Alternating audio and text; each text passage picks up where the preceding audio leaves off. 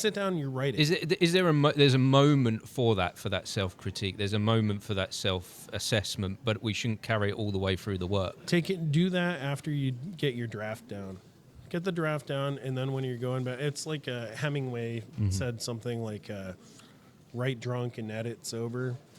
You don't have to take that literally. What he's saying is, be free when you're drafting something. Similarly, if you're an artist, when you're doing the thumbnails before going into the pencils or inks or whatever your process is, be free, because that's when you're going to discover the cool stuff. It's the same thing as brainstorming. They say just write down every idea.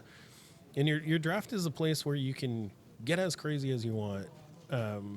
You can even break the story there and then go back and kind of get it back into place.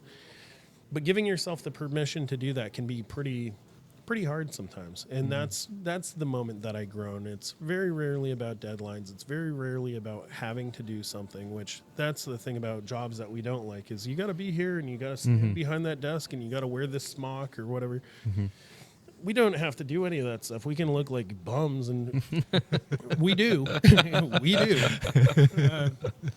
And I think that is that's another thing, another bit of advice that I would give people, that if you want to look like a great writer, find a great artist. Like your writing could be pretty crummy. This is going back to that community thing, isn't it? And bringing the right people together to make your thing come alive. So I guess you have to protect yourself. You have to separate a little bit, don't you? However, saying what you said earlier, John, about the weirdness, and since you've lent into your weirdness, people come to you, don't they? Yeah, they do. What do you think that is? But I mean, I think there's people like. They like the idea of the alien or the other or the thing that is different from them. And I think for me, I like artwork that lets them explore that, but at the same time, it's holding up a mirror to themselves. So they can see all this weirdness, and they can see these horrifying things, but at the same time, it is a reflection of those elements that are inside all of us. Yeah, a reflection of ourselves. And yeah. This is actually, recently I had a conversation with my son where he said, "Dad, I don't feel like normal all the time. I feel a little bit weird sometimes." And I'm like, "Isn't that great?" Yeah.